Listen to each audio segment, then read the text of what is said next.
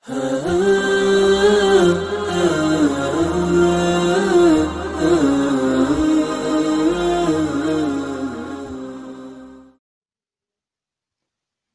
لله. السلام عليكم ورحمة الله تعالى وبركاته. ولي مسلمة نمتكو أكملت ميك قلبي نماتنا في التسرك سودان دا أكملت قلبي نما وجودا دا جالنا قلبي نما خيسة أكملت تركت سودان دا يو جنة لالي واحد دوراني ilmi namaa qalbii nama tokkoo keessatti jaalala argachuu danda'a. Nama biratti jaalatamuudhaaf fedha. Duuba nama biratti jaalatamuudhaaf, nama biratti fudhatama argachuudhaaf wantoota haraam waan shari'aan irraa dhoorkite dalaguun hin barbaachisu. Karaa hedduu jira kanii fi shari'aan lafa keessee ergamaan Rabbii alayhi salaatu wassalaam hadiisa keessatti nu addeesse hedduu. Meeshaan keessaa tokko haalaallu salaamtaadha. Salaamtaan irra guddaa waan jidduu muslimtootaatti akkanii fi jaalalli babal'attu. Waliin bohaaruun akkanii fi jidduu isaaniitti babal'attu wantootan godhan keessaa isii takka. Ergamaan Rabbii alayhi salaatu wassalaam hadiisa keessatti maal jedha? Laa tadkhulul jannata hattaa tu'minuu walaa tu'minuu hattaa taxaabbuu أولا أدلكم على شيء إذا فعلتموه تحاببتم أفشوا السلام بينكم هنجا من تنت جنة سينتنيج أما ولا تؤمنوا حتى تحابوا هنجا والجالة تنت إيمان خيس من اللي قوتون تهو ميوانتك يوني في إسيدة للديو إسي قوتن جدو تيسانيتي سلامتان جدو تيسانيتي جاللتي فجاتو جاللتي أركم تسنيرت سنيكا تيجوجي مالجي أفشوا السلام بينكم جدو تيسانيتي سلامتا فجاسا جدو تيسانيتي سلامتا ببل إساداجي لغم سلامتا أن مسلمة سلامتا والإنججون أكني في جالل جدو سانيتي أموت أكني في جالل جدو سانيتي فجاتو خيسا وانتو تنقل خيسا يدنا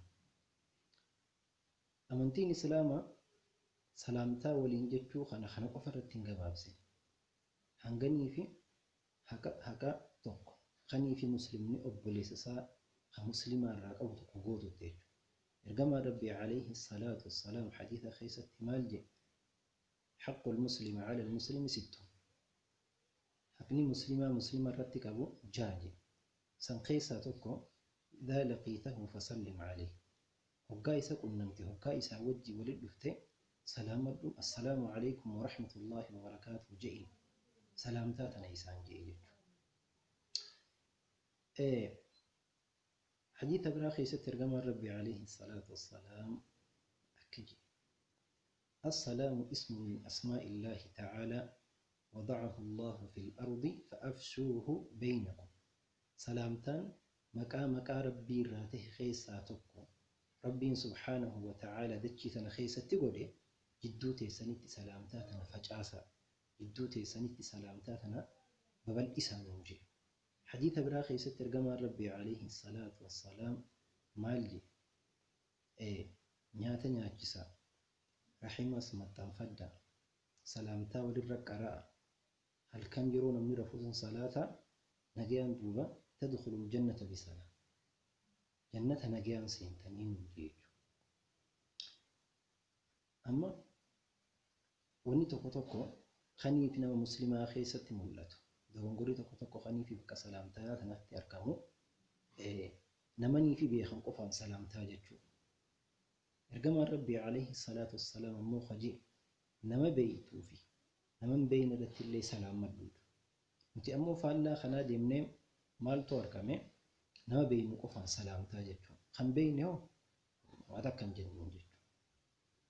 تنافو أكنا دلقان أكنا دلقون توني فلا سنة إرقما ربيتي حديثة قيسة حديث إمام أحمد أديس قيسة إرقما ربي عليه الصلاة والسلام مالي إن من أشراط الساعة أن يسلم الرجل على الرجل لا يسلم عليه إلا للمعرفة mallattoo qiyaamaa irraa hije gurbaan gurbaa irratti salaamachuu garuu hoggaa salaamatu kana isa beekuu qofaaf irra salaamata jedha. Dalagaan tuni mallattoo qiyaamaa irraa hijechu. Laalimee hawaasa keenya keessa laali. Nama kana laali. Nama hanga beeku qofa irratti salaamatu jechuudha. Nama muraasa qofa irratti salaamatu. Kun mallattoo qiyaamaa irraa hijechu. Kanaafuu nama beeknuu fi kan beekne muslima ta'uusaa beeknaan salaamtaa isaan jechuun barbaachisaadha jechuudha. Salaamtaa kana facaasuun bittanneessuun barbaachisaadha. Fakkeenyaaf namni tokko assalaamu alaikum waggaa jedhu 10 argata. Assalaamu alaikum wa rahmatullahi wa jedhu 20. Assalaamu alaikum wa rahmatullahi wa barakaatuh jedhu 30.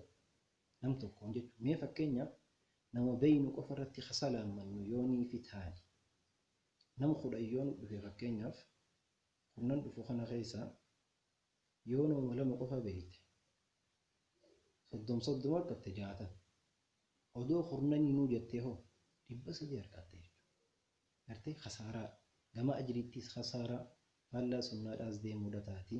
Kanaafuu iddoo muslimtootaatti akkanii fi jaalalli kun faca'u akkanii fi jaalalli kun babal'atuuf jecha qalbii nama tokkoo booji'uudhaaf salaamtaa facaasuun salaamtaa bittanneessuun waan akkaan barbaachisaadhaati. Kanaafuu waliyya muslima akkam hedduu daleen haay waliin jechuu kana osoo hin ta'in nama muslimaa tokko gaanii fi qunnamnee jenne assalaamu alaikum wa rahmatullahi wa barakaatuh waa jennu akkam bulteessu osoo hin ta'in kunis naguma jiraatte garuu eega salaamtaadhaati assalaamu alaikum wa rahmatullahi wa barakaatuh eega jettee isaan salaamattee booda san booda wanni biraatti haa aanu jechuudha. Kanaafuu obboleeyyan muslimaa akkamitti qalbii nama tokkoo booji'uu dandeenya keessaa tokko salaamtaa kana. Karaaleen biraallee hedduu jira. Insha Allahu ta'ala yeroo itti aanu keessatti tokko tokko wajjin laallaa. Assalaamu alaikum wa rahmatullahi ta'ala wa barakaatuh.